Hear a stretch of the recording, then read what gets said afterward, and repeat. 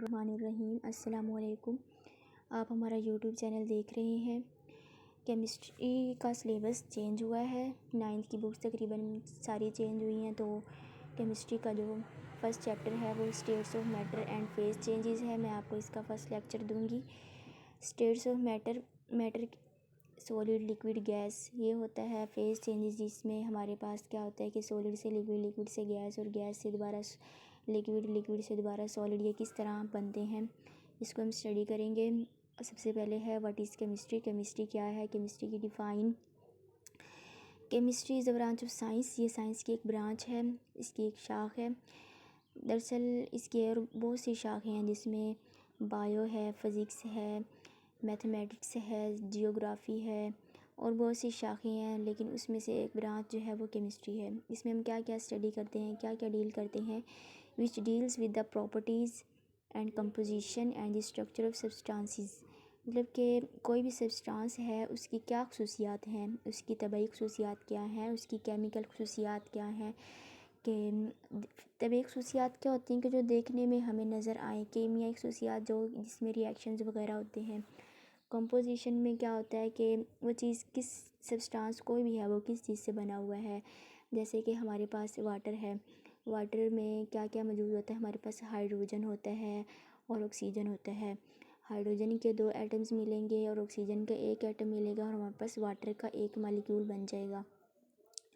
और इसके अलावा स्ट्रक्चर ऑफ सब्सटेंस कि किसी भी चीज़ की स्ट्रक्चर क्या है, साख्त क्या है, देखने में कैसी है वो। It also deals with the physical and chemical changes in matter. इसके बाद हम ये देखते हैं कि इनकी मैटर के साथ फ़िज़िकल या केमिकल कौन सी चेंजेस हो रही है, क्या तब्दीलियाँ आ रही हैं। फ़िज़िकल क्या तब्दीली आ रही है और केमिकल में क्या तब्दीली आ रही है। मतलब रिएक्शन से पहले उसमें क्या केमिकल खसूसियात उसकी थी और रिएक्शन के बाद उसकी क्या खसूसियात है। यानी कि उसकी फ़िज़िकल भी कोई चेंजेस आई है या वो वैसा का वैसा ही रिएक्शन है, कोई चेंजेस नहीं आई, ये हम देखते हैं। एंड द लाज of principal which govern these changes. और उन लाज या उन प्रिंसिपल को स्टडी करते हैं जिनकी वजह से ये चेंजेस आती हैं। Determination of composition represent how finding out percentage of element and compounds in a sample of matter. किसी भी चीज़ की हमने कंपोजिशन मालूम करनी हो कि इसमें क्या क्या मौजूद है, तो हम उस एलिमेंट्स के सैम्पल, उस एलिमेंट्स या कंपाउंड के सैम्पल में से उसकी परसेंटेज को निकाल सकते हैं। Structure of matters means the arrangement of atoms in a matter. किसी भी चीज़ की स्ट्रक्चर को देखना हो तो हम उसमें ये देखेंगे कि उसका ये मतलब होगा कि उसमें एटम्स, उस मैटर में, सॉलिड में, लिक्विड में, गैस में अरेंजमेंट, एटम किस तरह अरेंज हुए हैं, एटम्स की अरेंजमेंट क्या है। Both physical and chemical changes may be brought about by absorption और एवोल्यूशन ऑफ एनर्जी। तो फिज़िकल एंड केमिकल चेंजेस जो भी आएगी वो किस चीज़ पे डिपेंड करती है कि एनर्जी या तो इवोल्व होगी या एब्जॉर्ब होगी। यानी कि या वो सब्सटेंस जो होगा वो एनर्जी को एब्जॉर्ब करेगा, अपने अंदर जज़ब करेगा, या फिर अपने अंदर से एनर्जी को निकाल देगा बाहर। उसके बाद आती हैं ब्रांचेस ऑफ केमिस्ट्री। केमिस्ट्री की बहुत सी ब्रांचेस हैं, यानी कि केमिस्ट्री का बहुत सी दूसरी शाखों के साथ भी ताल्लुक़ है। इसमें फ़िज़िकल केमिस्ट्री है, इनऑर्गेनिक केमिस्ट्री है, ऑर्गेनिक केमिस्ट्री है, इन्वायरमेंटल केमिस्ट्री है, एनालिटिकल केमिस्ट्री है, biochemistry, nuclear chemistry, polymer chemistry, geochemistry, medicinal chemistry और एस्ट्रो केमिस्ट्री। तो सबसे पहले कौन सी है, physical chemistry. This branch investigate how substance behave at atomic and molecular level।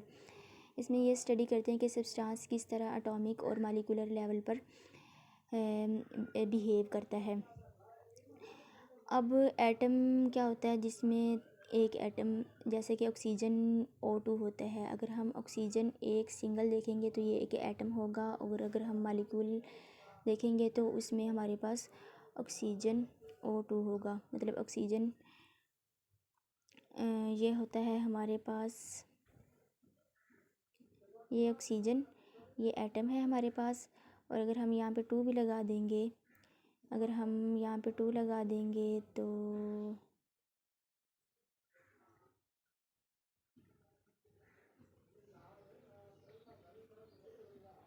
ये हमारे पास आ गया ऑक्सीजन का मॉलिक्यूल। इस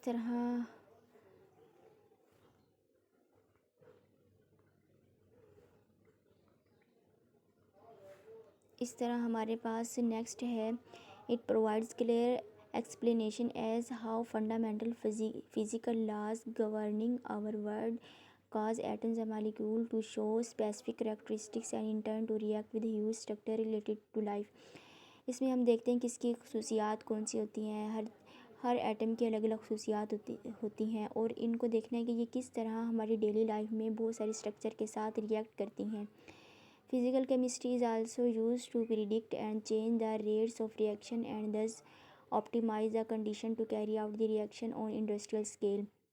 इसके अलावा फ़िज़िकल केमिस्ट्री हमें क्या क्या बताती है, ये हमें बताती है कि रिएक्शन के रेट किस तरह है, रिएक्शन स्लो रेट पे भी रिएक्ट करता है और फास्ट जो है इसका रिएक्शन का रेट भी होता है। और इसके अलावा कौन से कैटालिस्ट हैं जिसकी वजह से हम रिएक्शन को कैरी करते हैं, ये सारा इंडस्ट्रियल स्केल में होता है। ये सारा हम फिज़िकल केमिस्ट्री में ही स्टडी करते हैं।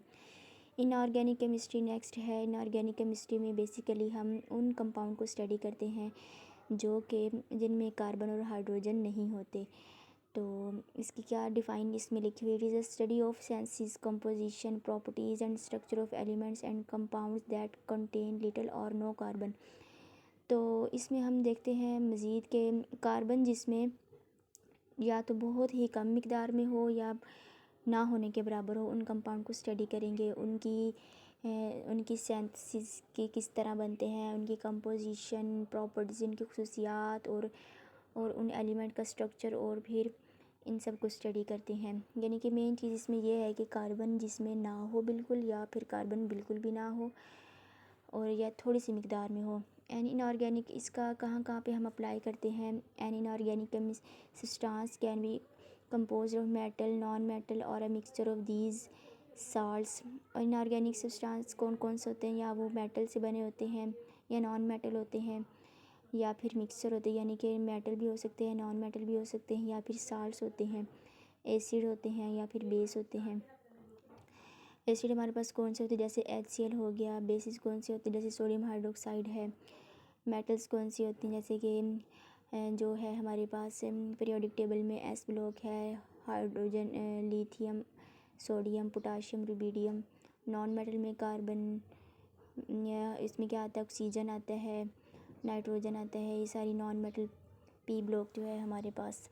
अच्छा, इसका इस्तेमाल कहाँ कहाँ पे होता है, ये भी अक्सर पेपर में पूछ लेते हैं कि इनऑर्गेनिक केमिस्ट्री का हम कहाँ कहाँ पे इसकी एप्लीकेशंस है, कहाँ कहाँ पे इसका यूज़ है, इस्तेमाल है। Inorganic chemistry are use as fertiliser, हम इसको खाद्य बनाने में इस्तेमाल करते हैं, मेडिसिन बनाने में इस्तेमाल करते हैं और कैटालिस्ट में इस्तेमाल करते हैं, पिगमेंट्स में इस्तेमाल करते हैं, कोटिंग में इस्तेमाल करते हैं और मच मोर। कोटिंग में इस तरह इस्तेमाल करते हैं जिस तरह आयरन टिन की कोटिंग करते हैं, जिंक की कोटिंग करते हैं और फर्टिलाइज़र्स में इस्तेमाल करते हैं, मेडिसिन मुख्तलिफ़ दवाइयाँ बनाने में इस्तेमाल करते हैं, कैटलिस्ट में भी इस्तेमाल करते हैं, जिस तरह निकल जो है कैटलिस्ट इस्तेमाल करते हैं हम। उसके अलावा ऑर्गेनिक केमिस्ट्री में हम उन कंपाउंड को स्टडी कर रहेंगे जिनमें कार्बन मौजूद होती है या उनके डेरिवेटिव्स होते हैं।